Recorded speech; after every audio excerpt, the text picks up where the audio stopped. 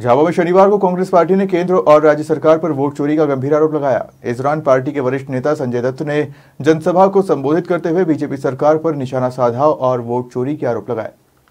Madhya Pradesh Congress committee के प्रदेश सह प्रभारी संजय दत्त ने शनिवार को झाबुआ जिला मुख्यालय पर आयोजित एक जनसभा को संबोधित किया।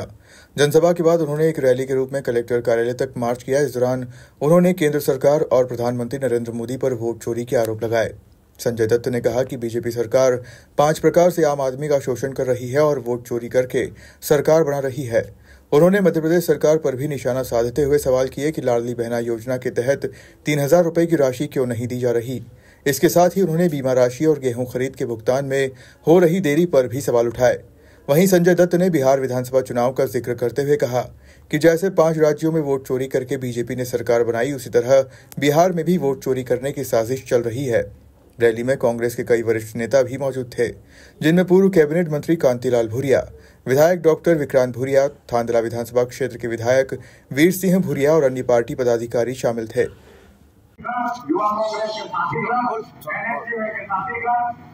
पूरे देश में हमारे आदरणीय नेता राहुल गांधी जी, खड़गे जी, सोनिया जी, प्रियंका जी के नेतृत्व में नागरिकों का जो मूल रूप का वोटर का अधिकार है, जिसको Bharatiya Janata party election commission के संगत से छीनने का षड्यंत्र रच रही है, उसके लिए राहुल जी ने वोट अधिकार यात्रा शुरू की और उससे ही प्रेरणा लेते हुए ये हमारा अभियान कि वोट चोर गद्दी चोर, ये कार्यक्रम हर प्रदेश के हर जिले, हर ब्लॉक में हो रहा है। उसी के संदर्भ में आज झाबुआ की बैठक आपने देखी।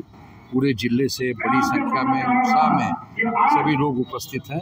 इस अभियान में हमको कार्यकर्ताओं को, सभी को जनता का बहुत अच्छा प्रतिसाद मिल रहा है और जनता की तरफ से भी ये भूमिका रखी जा रही है कि हमारे अधिकार को छीनने का जो कूटनीति भारतीय जनता पार्टी की है और कई प्रदेशों में ये हुआ है, ये पूरे देश ने देखा है।